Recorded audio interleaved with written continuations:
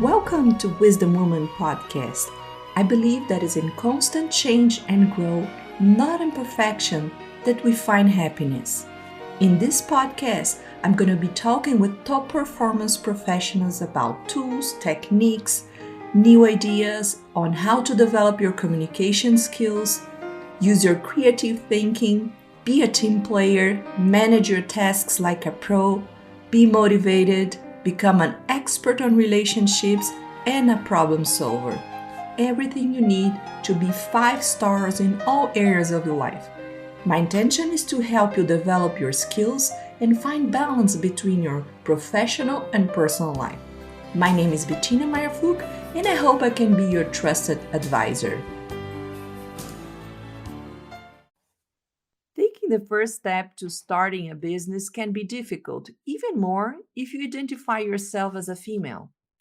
Although we cannot deny the fact that in the past decade, women have begun to establish businesses and become successful, some of the struggles that women entrepreneurs have faced remain.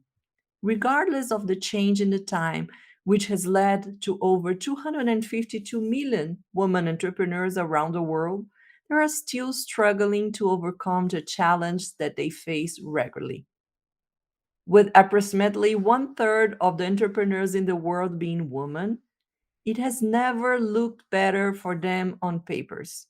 Unfortunately, these numbers only tell a part of the story, and men still run a very big part of the business. Just like in most sectors of the world today, gender norms are greatly affected the ecosystem of entrepreneurship and creating major challenge for women all over. The challenges women face in business as entrepreneurs continue to be substantial. That's why I invited here to our podcast today two amazing professionals, Betsy Markey and her husband, Jim Kelly. Betsy Marker has over 30 years of leadership experience in government and in the private sector. She has served as a member of Congress, a senior government executive, and the co founder and CFO of a high tech company. She most recently served as executive director of the Colorado Office of Economic Development and International Trade, working with statewide partners to create a positive business climate that encourage dynamic economic development and sustainable job growth. Under the leadership of the office, provided financial and technical assistance in support of local and regional economic development activities throughout Colorado. In 2015, Betsy was appointed by President Obama to serve as the regional administrator for the U.S. Small Business Administration, based in Denver. She currently advises foreign companies who want to establish a presence in the United States. And Jimmy Kelly, who is also a SPDC consultant like me, he's an entrepreneur that has started, managed, grown, and sold multiple companies in over 35 years of business experience. He's most recently sold system services. Jim enjoy working with startups and small business owner on strategic direction, marketing, managing, and sales tactics.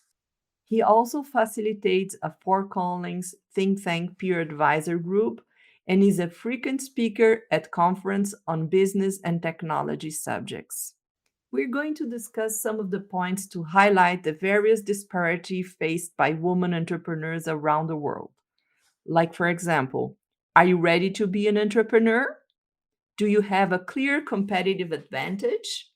What resources can you consult? How to deal with social expectations? How to attract capital to your business? How to create a support system? How to build market access with new networks? How to overcome the lack of confidence? How to find personal and professional life balance? Betsy and Jim will try to support me on this mission of clarifying this information for our listeners. Betsy and Jim, welcome to our podcast, Wisdom Woman. Thanks for having us. Pleasure to be here. Yeah, it's great to be here, Tina. Thanks. So Jim and I, we work together at a small business development center helping entrepreneurs, and he has an amazing training for people who is starting their business. So can you clarify a little bit the topics of your trainings, Jim? Sure. The class is called Essential Steps to Starting Your Business, and it goes through the legal entities that are available to people, in Colorado for starting a business, how to choose your company name, how to check and make sure that it's available.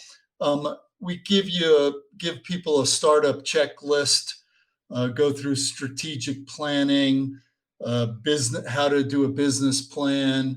We have some resources like templates to business plans, and cash flow analysis tools and things like that. It goes through, uh, competitive advantage, how to figure out your competitive advantage, what's going to basically make you a winning business and a differentiator in your plan versus everybody else that's out there.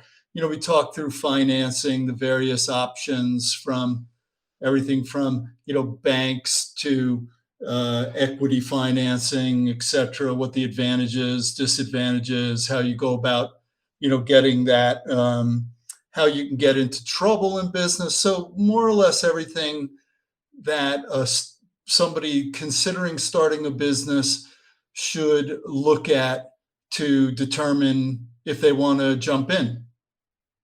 That's cool. I attended twice to your training. I think it's essential for anybody that's starting a business. And our intention today is really to talk with a female entrepreneur. That's why we have Betsy here. She has an amazing experience in the politics and managing companies as well. Can you tell us a little bit about your experience with working with female entrepreneurs, Betsy? Yes, yes. You mentioned I have run for political office, and I will say that running for office is sort of like starting a small business. You have to have your business plan with a path to win. You've got to raise a lot of money. But prior to that, I guess one of my earlier experiences is many years ago when our children were young. I owned a small coffee and ice cream and sandwich shop in downtown Fort Collins. And I will say one of my strengths is not marketing.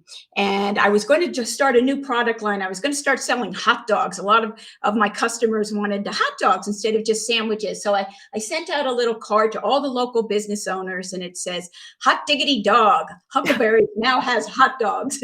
And one of my clients, which was a young woman who had recently branched out and started her own marketing company, came into my store one day with my postcard, and she said, "Betsy, you need some help."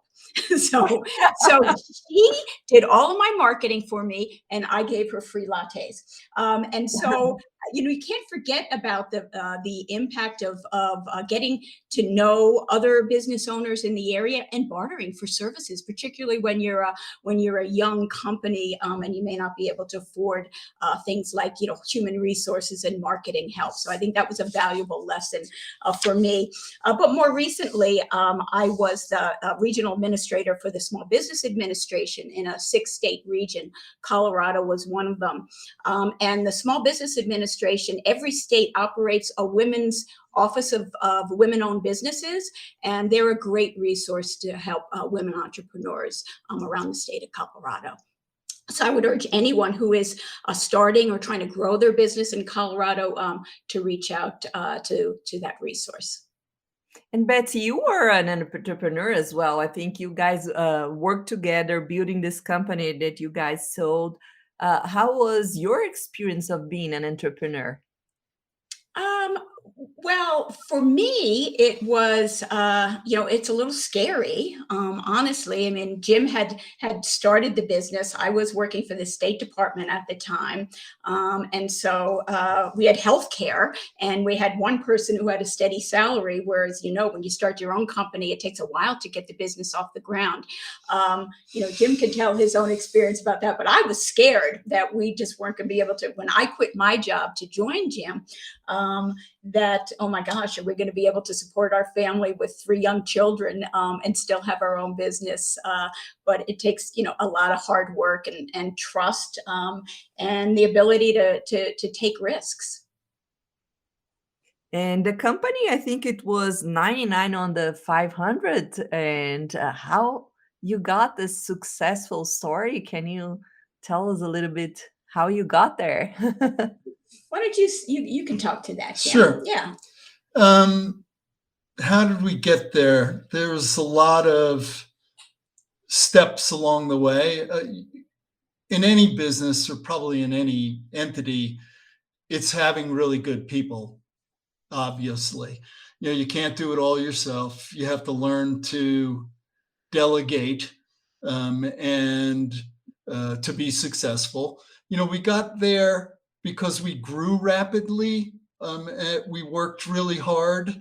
We did have a differentiator, it was technology, and we were a little bit ahead of the curve, which was great.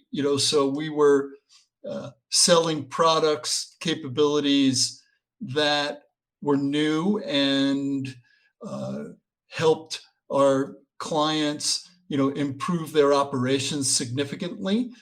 So in the technology arena, we were timely. I said we were slightly ahead of our time. You really don't want to be ahead of your time. You want to be right on time as the curve goes up. And that's where we were. So we were able to grow quickly, and we had great people. And just to add to that, what I think is important, and that's all so very true. But also, I would encourage any business owners, particularly women business owners, to seek out awards that you can apply for. I mean, we actually applied to the Inc. 500, and so we were proactive in saying, "Yeah, the company's doing great. Let's get an award for that." We were also applied for, at the time we were in Maryland, for the Maryland, top 50 growing companies in the state. So seek out those opportunities to be able to let people know how great your business is. And be recognized for the work, the Yes. amazing work you guys Mhm. did. Mhm. So I I would think like I think also the focus is important early, so that what we would do is, during the 8 hours of the day, let's say, from 9 to 5, or is sell, sell, sell, sell, sell, sell, sell. Do nothing else. Just generate revenue, and then all the work that I did not like to do, which was administrative things, push those off to hours when you're not talking to potential partners, clients, etc. So, Yeah, I would like to bring your experience of creating companies here to share with our listeners. And this is part of what you teach in your course. But can we start with the basics? Is it possible for you, Jim, to explain what are the type of corporations you can open here in United States?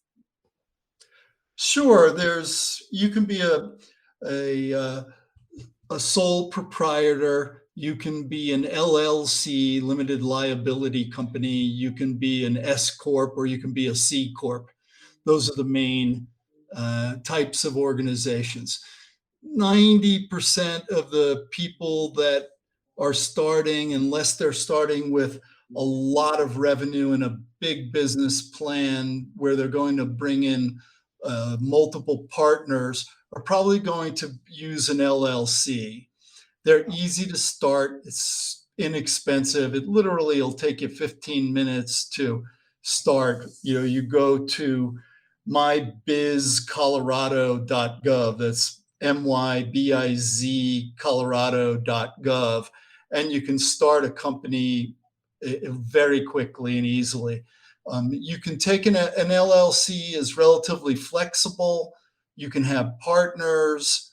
If you have partners, then you establish an operating agreement, which basically tells you, how do we work as partners, who has what responsibilities, who has what authority, etc.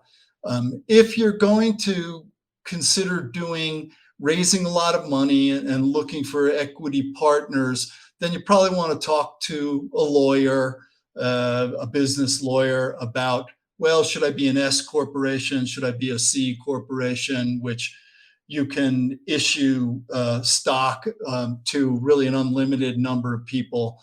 So that you want to consider that if you have a big fundraising plan for your business. But you can start easily, by going to the Colorado State, office for registration and doing that. Does that answer your question? Yes, yes. And how can we check the availability of the name that we want to use in our company?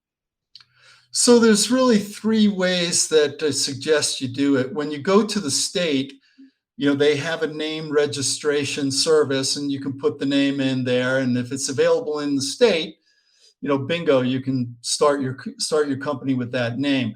But that does not protect you from businesses with the same name in other states. So the easiest way to go about it, truthfully, is to go to something like GoDaddy, see if the URL, if the website name is available. If it's available, then there probably is not any significant business out there that has that name. That's a really sort of the modern way to do it. You can then also go to the Patent and Trademark Office and see if anybody's registered there. That's uspto.gov, USPTO. And you can see if anybody has used that name. And you want to do all these things so you don't get in the trouble of starting with a name that somebody's used in the past and has a trademark on it, and they come back and make you cease and desist using that name. So those are the main ways. You can also really just search the web for that name. Search for that company name, and if it pops up, then I've got an issue. Great. Yes, I think that's an important step before starting developing your logo and doing a lot of things and needed to change in the middle of the way. Exactly, and it happens all the time. And how do we define a competitive advantage? A competitive advantage, makes you more valuable than the next person that's offering a similar type of service, right? So, if you use the example of toothpaste, well, there's a million toothpastes out in the market, and years ago, companies started differentiating themselves by doing things like adding teeth whitening. So the first toothpastes that had teeth whitening, somebody would go in and say, "Oh, that is a competitive advantage, right? That is a differentiator in the product, or service." You just can't be a me too. If you're a baker, do you just bake? Are you a baker, or are you an apple pie baker? So you have a differentiator, competitive advantage over the other bakers when when somebody wants an apple pie. So you need a differentiator. That's really what a competitive advantage might be. Yeah, that's very important. If you define the niche and something that you are unique on and work on that, maybe you get there faster, if you will. Betsy, I really would like to have your input. You guys work together in your company, and this is the question that I really would like to answer to our audience here. And if you're working with your spouse, um, how can you bring, peace at home and balance your personal and professional life? What are the challenges of working with your spouse if you decide to go to business together with your spouse? Right. Um, Well, just a close proximity. We started out, we were working in our home, so you're always together, and that's a challenge. But I think we worked it out pretty well. I mean, there's a couple of things that I have taken from it. Number one is you have to have your set responsibilities. There were certain things that I handled in the company, there were certain things that Jim handled in the company, and you have to trust one another and trust their judgment that they're going to do their job. Now, you can talk about, ask questions about what the other person is doing, but don't ever try to tell your spouse or your partner how to do their job. Just trust them and talk through issues with them together. But I think that building of trust, and that you're in it together, is critically important if you're working together. And then set boundaries, about family time, when you're going to be spending time with the kids, and we're not going to talk about work now. It's dinner time, and it's kids homework time, and so setting those clear boundaries, but really establishing that trust, that you trust that other person and you value what they're bringing to this part of the business. I think that's important, is valuing what somebody else can do and having respect for their capabilities. If you're going in and you're both doing the same thing, so sales or admin or marketing, then it's possible that you're going to bump heads. But if you can respect that somebody else has a better ability than you do to do X, Y, or Z, then it's going to work out much, much better. And that holds true not only for spouses, but for everybody else in your organization. You have to realize what your limitations are, and if you can realize what your limitations are, then you can put the pieces of the puzzle together to augment those weaknesses. And in our particular case, where Betsy's a lot stronger in areas where I'm weak, and possibly vice versa. So that's one of the reasons why it worked out, besides setting limitations and not stepping on each other's toes. Yeah, I agree with you. But there is one point that I do a little bit different, Betsy. Mhm. I have some business with my husband. We still have business in Brazil, and one of them is a car inspection company. And I'm responsible to do the marketing, like you said. We separate the Mhm. tasks. He takes care of the financial part. But there is an intersection between our work, and once a month, we do a KPI meeting where we discuss where the company is going. So we have this Right. intersection. And sometimes I have advices to give to his area. And it was really difficult to give opinion on how can he make his job better. And in our case, not having a very functional CRM was making the business struggle, so I had Right. to convince him that if he changed his financial system, this will benefit the marketing area. It was really hard because I was, like you said, pointing on what can he do better, but it was so important for the overall company, and we did Right. the No, it's change. it's it's not easy by any means. Even if you trust one another, you have your own lines of the business. There will be times when it intersects, and it's not hard. It's always a work in progress, isn't it?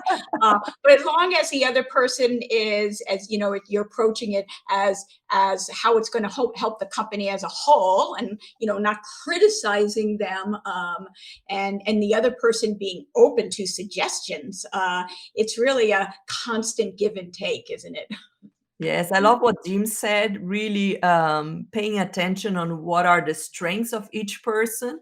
That means Yeah. you're open to recognize what the person can do better than you. And this Right. is very important. Even when you're working by yourself, maybe finding employees that can complement whatever you're doing. If you have some weaknesses, bring someone that can help your weaknesses. Right. And one of the biggest challenge here as being an entrepreneur is being a female. Betsy, what is your opinion about being a female entrepreneur? What are the challenges that they are facing in the market? Yeah, well, I still think that there is gender bias. There's stereotyping of women in business. Quite frankly, there's a lack of role models. You know, you look at the Fortune 500 companies, only 8% of the CEOs are women, and part of that is there's a lack of a diverse pipeline of women coming up into into executive C-suite positions, and I think that holds true for women entrepreneurs as well. I mean, I think the pandemic has been very difficult, as we know, on women business owners. And if you look at the number of women who have left the workforce, a part of that is family challenges. I mean, women are still the ones who are may not be doing the child care, but organizing child and parent care and family care. And so you saw a huge impact on that. But I would say the biggest struggle for women, and this is the same with women in politics as well, is raising capital. And getting sufficient capital to expand and grow your business. You know, prior to the pandemic, women were getting a measly 2.8% of venture capital funds in the entire United States. That's actually dropped during the pandemic. Women are getting even less of the equity funding to grow their businesses, and I think this is a big problem for women. But I do think there's people recognize this, and that there are. I think what women really need to work hard on is making sure you, as Jim mentioned, you've got a great business plan, you've done your research, and then you really seek out people that can support and mentor you. And there's a lot of resources for female entrepreneurs to grow their business. In Colorado, I had mentioned, at the federal level, there's the Small Business Administration and the Office of Women-Owned Businesses. In Colorado, I used to oversee the Office of Economic Development, and our Minority Business Office supports minority, women, and veterans entrepreneurs, both with funding opportunities. We had what was called the GAP Fund during the pandemic to help women and minority businesses, because we found women were getting fewer paycheck protection dollars, women-owned businesses. And so there's a lot of resources at the state level as well. There's the Colorado Women's Chamber of Commerce. I would urge women to get involved with that. There's a Colorado chapter. It's called the WeBo Network. It's women entrepreneurs and business owners. So lots of support out there. And I think women need to know and recognize that you can't do it on your own, and you need, and women want to help other women. I mean, I'm at an age where I've been in the workforce for a long time, and I'm very passionate, and so many people are passionate about doing everything you can to help women succeed. And there's a lot of resources out there that you can tap into. Jim had mentioned the Small Business Development Center, which is run out of the state of Colorado. Every year, the SBDC holds two conferences just for women business owners in Colorado. They didn't have it last year because of the pandemic, but one of them is held every year in Loveland, and it just focuses on networking with other women business owners and resources that are available to support you. And all the resources you mentioned, they are worldwide, or maybe in other states they can find the same resources. You mentioned Colorado, but are there other states? Yes, absolutely. Other states. In fact, and I'm happy to pick at the end of this podcast, I will send you, maybe if you could have a link to all of the websites of resources that are available, not just to women in Colorado, but across the country. And I can even do some international support networks as well for women business owners, and happy to share those with the audience. But the Small Business Administration, I mentioned, they have an Office of Women Business Owners, and the federal government funds a small business center just for women in all 50 states. So that those resources are available across the country, and other resources worldwide. So you mentioned that one of the problems that females are facing is lack of capital. Jim, what can you recommend for them to find finance resource and attract more finance into their businesses? Well, every finance resource is different. Everybody's business plan is different. So, it really depends which route you're trying to go. First off, most people think of banks to begin with.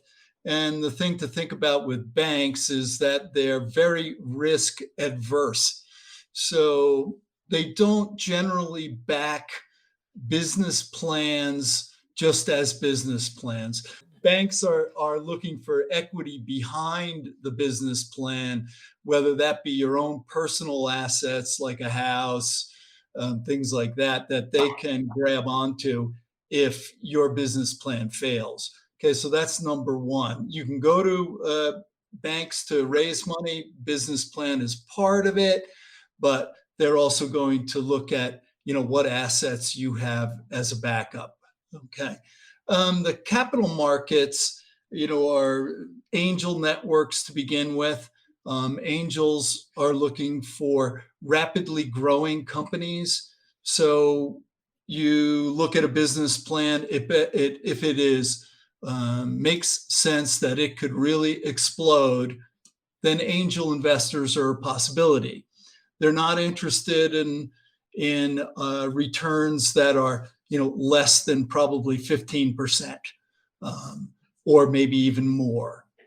So if you're above that, if you have a big business plan, there's angel networks around that you can go and pitch to get that type of money. Most small businesses, it's going to be friends and family in truth, for startup capital. If it's beyond startup capital, that's another story. The big equity markets, again, they're looking for big business plans with mature individuals that have been there, done that, grown companies to a large extent. And then you have the crowdfunding that's out there. If you have a lack of a better word, sexy business plan, something that has the view of real popularity socially, that's a good place to go. And people in general, don't care in those markets, whether it's a woman, whether it's a man, whatever. It's money, money, money. What's the return? And that's what's going to drive, the lending. Yeah. I Go can ahead. I'll just add to that, just a little some specific to Colorado, but I think Yeah. across the country as well, to also seek out what's called CDFIs, Community Development Financial Institutions. So, for instance, here in Colorado, a great one is the Colorado Lending Source, and they also provide. Not only do they have lending, but they also have business coaching services. They're a great resource for women entrepreneurs, as led by a woman.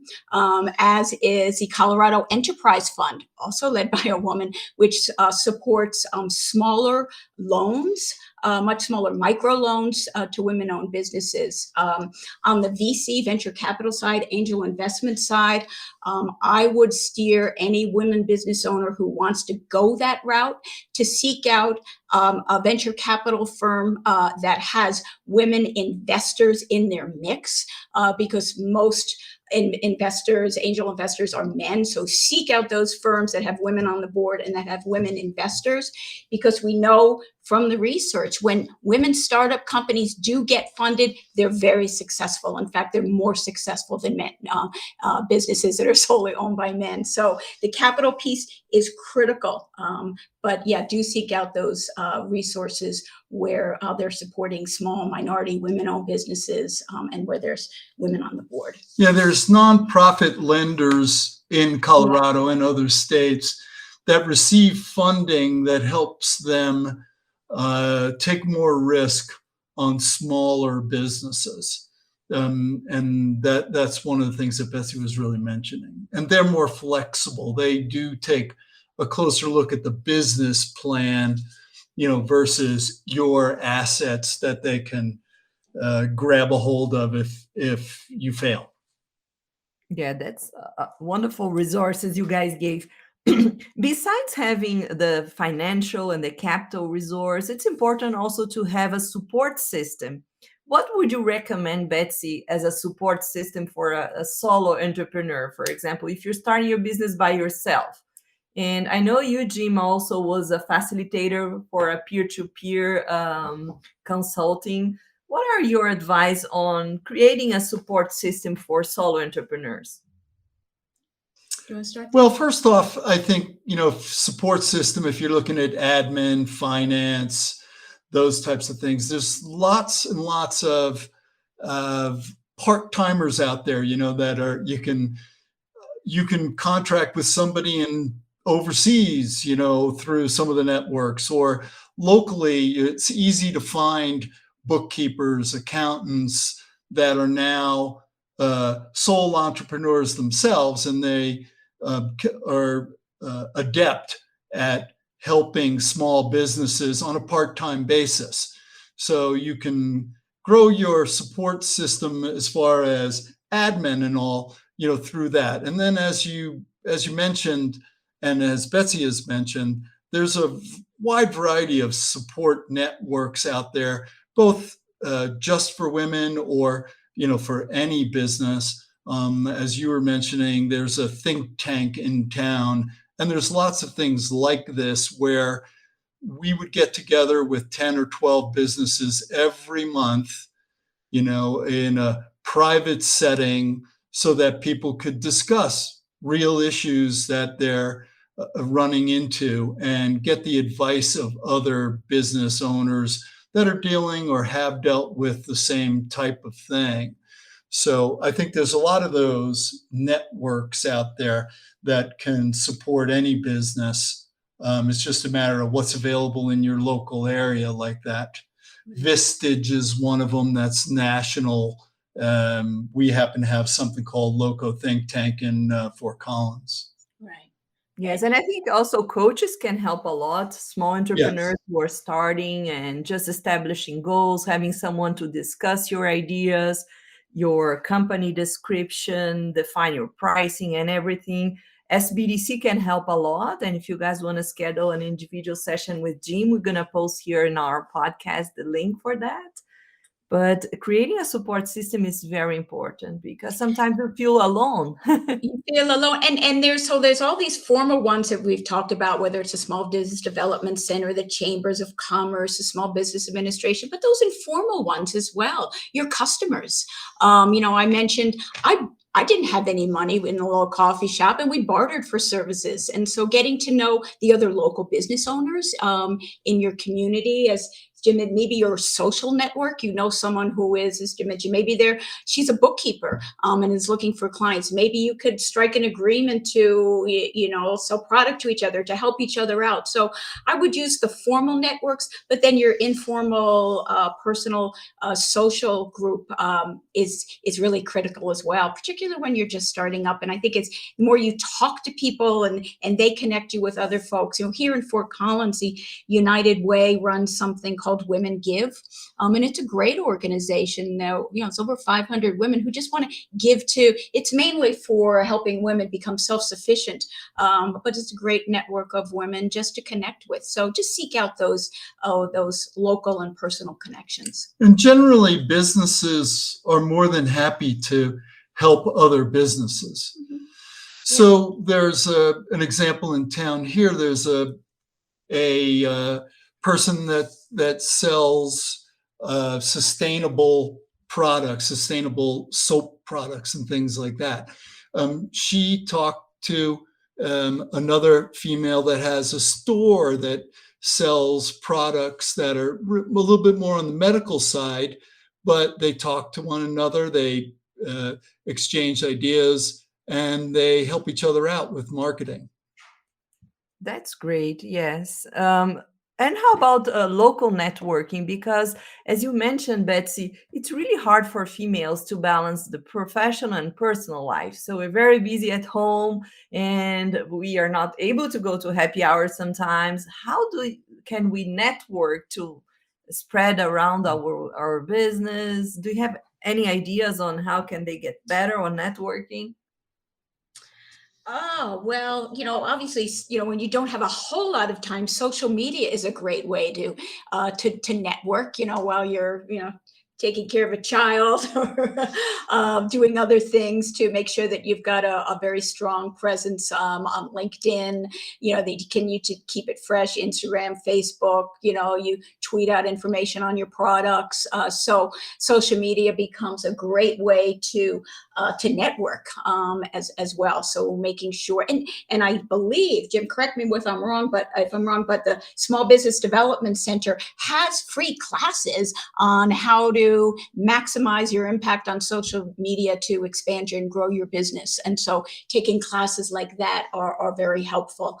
But you'll find whether it's at a kid's, one of your child's soccer games, or you're at the grocery store, just making sure that people know what you are doing, that you're being proactive about your new business and telling people about it. And I think you'll be surprised about how many people will give you a contact that you should connect with, or maybe want to know more about your business. So you're kind of always selling your business, aren't you? I Constantly. agree with you. With the pandemic, a lot of people went online. So I used to Yes. participate in a lot of networking events in person. Now they become online. It's much easier, but I miss Mm-hmm. the contact. What really made a difference for me was being part of the Fort Collins Chamber when I arrived from Brazil.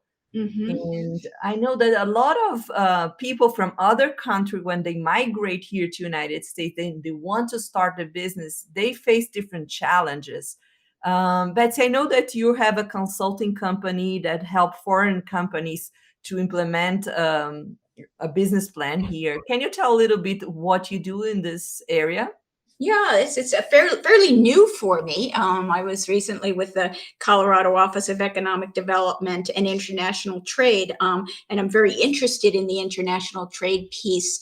And so I'm working with a company that helps foreign-owned companies establish their presence in the U.S., whether it's their legal entity, finding potential partners, let's say for their, again, this is very young, for their technology. So connecting them with companies in the US who they may want to either sell their product to, or have a partnership with. So those kinds of ways to really facilitate trade with foreign companies in the United States. That's good. So if you have a Yeah. foreign company, they can talk to you. That's Sure, wonderful. happy to. So Betsy's modest. She ran the Office of Economic Development and International Trade for Colorado. So she has many connections within the state and in other states, actually, for business development. yeah, I agree with you, Jim. Um, one other thing that I think females have as a challenge is the lack of confidence. What is your opinion on how to overcome this lack of confidence? One of the ideas that I have here is maybe studying and learning more, because once you know how things should work, you find your confidence. What is your opinion, Betsy and Jim, about this Hmm. topic? Okay, I'll start Yeah, you then. do that. I'm not Um, criticizing anybody's confidence. well, number one, you have to be prepared, and you will lack confidence in yourself and your business if you don't you believe in what you're producing or selling. You've got a good business plan. You know what your goals are there, and you believe in yourself and you believe in the business. And to believe in the business, you do need to learn about it, know what your competitive, it's all the things Jim talked about. Um, but then, also don't be too hard on yourself. I think women are very hard on themselves and need to be perfectionists. I just remember when I was running for office, there was always this saying that, men thinks, oh yeah, sure, I can run for office and be a senator, no problem. Where women, and this was true for me too, I had to be asked 3 times because I said, I can't do that. I'm not qualified. So knowing that you don't have to be perfect, you don't, trust yourself, and know that there are other women out there that want you to succeed, and seek those people out because they will help build your confidence, and they are out there in spades. And don't be afraid. The other thing I would say to build confidence is you're going to fail. there's periods of times where you're just going to fail. I failed many times, but that doesn't mean you can't take risks. So take risks anyway.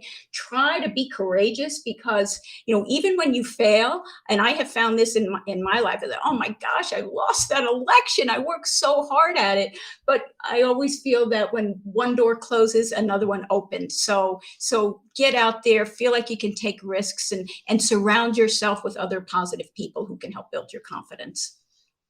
I I feel totally. I think that there's a also, as we've said, to a large extent, or it's a man's world for business. There's a lot of men out there and I think women have to understand there seems to be a basic difference between men and women. So men will be overconfident, and as soon as a thought enters their head, it ends up coming out of their mouth. And women are generally more thoughtful. So they might take their time. And this is great if you understand the differences and you can meld the two together. Um, that I think they need to understand exactly what's happening with men, and the relationship and working in business. That when a man shoots his mouth off, that you don't need to be mm, overpowered by that. You do what you do best. You sit back, you think, you then come up with your opinions and be confident about them. So I think men can be a little brutally, challenging to work with. So I think understanding how men and women work together is important for a woman, so that she doesn't feel like she's getting barreled over and can feel confident in the way that she works. That's really important, Jim. It's important to understand that and not be intimidated by it and say, "Oh yeah, Right. well that's just him mouthing off." What does he know? But I think that's a really good point. Yes, I This is think why what we get along. intimidates what maybe intimidates other females is finding balance between professional and personal life. Maybe they're afraid of starting a business because they will lose whatever they have at home.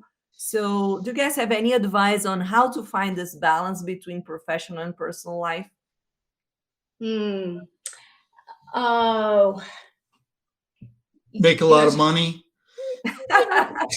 yeah, that's really so individual though, isn't it? Yes. Hopefully you have a partner who is willing to, to share truly share the responsibilities with you.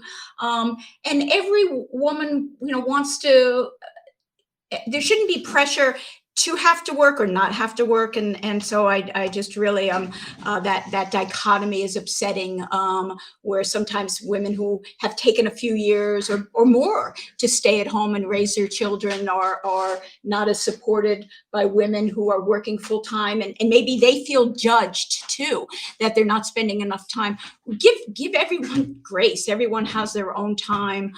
If you want to take some time off, if you don't want to be in the market, if you want to work full time, that is your choice. And I would say it comes from us not to judge other people and other women, to be supportive of whatever a woman's choice is, in her own life. And if that's to gung ho and get this business off the ground and make a lot of money and be successful, well, yes, you go, girl. And I hope that you can, you can find the people to support you in doing that. And on that note, wanting to end on a positive note too for women entrepreneurs out there, not end, but I was just reading about, at least in the United States, 51% of the assets in this country are owned by women. So we own most of the wealth in the country, and that's only going to increase because, well, we live longer. And so, there's when I talked about some of the challenges being the financial challenges, the good news is that there's a lot of women with a lot of money, and that want to help you. So seek those out. Yeah, I think you mentioned something very important, and female needs to have the courage to go for it. That's very important, and you don't have to go 100% full power at the beginning. I help a lot of entrepreneurs to start their business. You can start small and grow slowly, and this won't impact your personal life if you find the right balance from the beginning, and then you can put your feet on the gas slowly and go for it and fly. And like you said, Jim, make money. They just have to be brave enough to believe on their dreams, to believe on their power, to believe that they can make a difference. And at the end of the day, it doesn't matter whatever you are, a woman or a man, as long as you have the drive and the passion and your goal is backed by a solid plan, anyone can score big. I truly believe that we should try it. I'm trying, and I hope you try it too. So if you want to get in touch with Betsy, I will put here her LinkedIn profile link. And with Jim, I will put a way for you to schedule SBDC meeting with him. All the resources will be described here on the description of the podcast. And if you want to schedule a strategic coaching session with me, just go to my website, witchy.tech, TECH. Thank you very much. Thank you, Jim. Thank you, Betsy. Thanks, Bettina. Thanks. It was a pleasure. Thank you for listening to Wisdom Woman Podcast. To hear past and future episodes, please subscribe to the show on your favorite podcast channel. We appreciate your reviews. To give us suggestions for future show topics, please write to us at podcast@witchy.tech. If you're interested in having me as your trusted advisor, schedule a strategic coaching session on my website, www.witchy.tech.